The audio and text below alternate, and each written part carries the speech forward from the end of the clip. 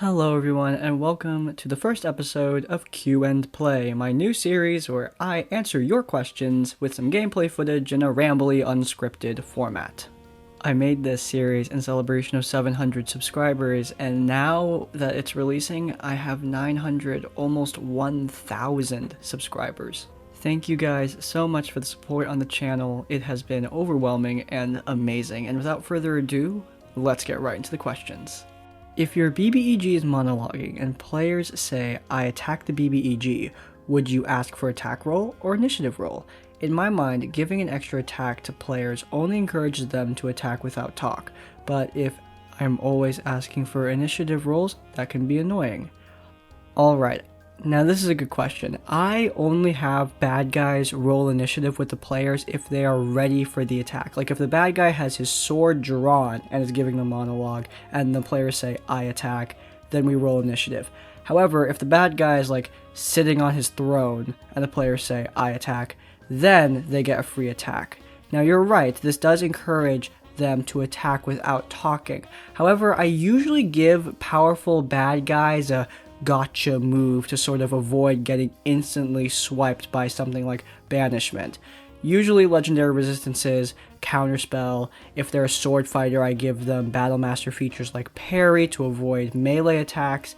Reactions like that make your bad guys more threatening. When you're playing with new players, there is nothing better than saying, the bad guy fails to save, but he's going to choose to succeed anyway. I always phrase it like that just to give them that initial shock value before explaining what a legendary resistance is. When you give your bad guys those occasional gotcha moves, it can save them from getting instantly swiped by a free attack from your players.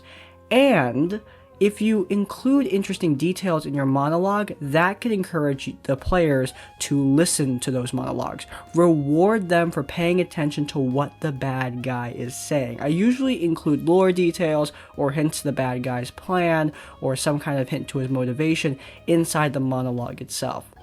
I also try to make them interesting. I'm not a master writer, I'm not even close, but I go out of my way to at least give each bad guy something interesting to say beyond just, I'm going to kill you. I usually delve into motivation, stuff like that. I make the monologues engaging for the players. I figure out what they like. They like these very big existential monologues about how powerful the bad guys are, so I dwell into that. I delve into that for whenever I'm talking as the big bads of my campaign. But yeah, there's my evil bad guy monologuing advice. Question from HeyHey509. Hello Crispy, I just got into your videos and I was wondering what version of D&D did you start in? Do you have any plans to look into older versions of the game? And what got you into reading RPG horror stories? So for the first question of what D&D edition did I start in, I started in 5th edition. I started in 5th edition after listening to Pro Jared's D&D December video he made in, I think, years ago at this point. I think it was 2015 or 2016. And then after that, I listened to Dice Camera Action, which turned the needle further, and then that's when I got into Dungeons & Dragons. So it went D&D December, Dice Camera Action, I played Dungeons & Dragons. And my point is that those things happen with 5th edition. So yeah, that's when I started playing Dungeons & Dragons, and then Critical Role, I watched Campaign 1 of Critical Role, and then I did get into that late, and then that's when I started Dungeon Mastering, again in 5th edition. That is the only edition I've played. Unfortunately, I don't really have time to delve into other editions of Dungeons & Dragons. It is a time sink to run a campaign and to learn a campaign. I would like to delve into other editions of Dungeons & Dragons, but I'm not a very risky person. I see it as a risk-reward thing. I might enjoy 3.5e, for example. In fact, I probably would enjoy it, but I don't know I'd enjoy it. I know for a fact that right now I enjoy 5th edition, and I run a good, fun 5th edition campaign, so that's what I'm going to stick to for now. But in the future, if I get more time on my hands, I will absolutely start trying to learn new editions of the game. But right now, yeah, I don't really have any plans. So that also answers, because a couple people did ask what edition of the game I play, and there you go, that's the answer. I play 5th edition. Now, what got me into reading RPG horror stories? Well, it was Crit Crab. Crit Crab got me into reading RPG horror stories. The first one I think I watched was his video about the airship story. Question from XMaster34. Do you create your Skyrim background effects yourself? And if so, what mods/shaders do you use? Yes, I do create them myself. I record them in OBS and then I loop them in my editing program. I just do like a fade from each cut. You can definitely see the loop with the NPCs. In fact, with the one in the Four Shields Tavern with the big rectangular campfire in the middle, you can actually see the bartender teleport between spots. That's my bad, I didn't really pay attention to that, but normally I like to think the fade is pretty seamless. As for the mods that I use, my ENB is the mythical ENB reshade, I believe it's called, and then I basically, other than that, I use Bro Jules mod list, so Noble Skyrim 2K, Vivid Weathers, Realistic Water 2, Emidian Born Book of Silence for the clothes and stuff, and I am on special edition. So yeah, that's my mod list is very long, and I don't have time to go into every single mod. I think there's over 170 of them in there, but most of them are for gameplay. But yeah, that is my Skyrim mod list and how I make the background effects. Question from KaliperCampbell. Do you DM much? If so, what would be your advice to new DMs to making good adventures? Now, yes, I do DM a lot. I DM about every week. I DM one campaign. I don't have multiple campaigns going on at the same time. I don't play much anymore because I don't have time. And even if I did have time, I don't think I'd have an easy time finding a game. But yeah, I do DM a lot.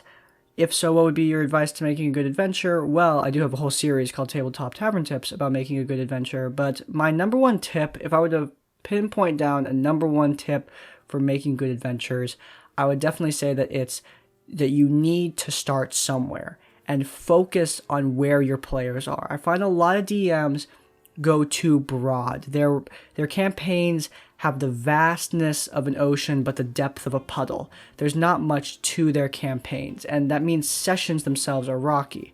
You can develop really amazing lore and world building, but your sessions need to be good. That's what's important. That's what your players are playing through. So start somewhere and then focus on where your players are going. Start in a tavern, start in a small village, and then focus on that spot. I think you can and absolutely should world build past that, but don't get carried away. Focus on where your players are. That is most important. And yeah, that's my number one tip for making a good adventure.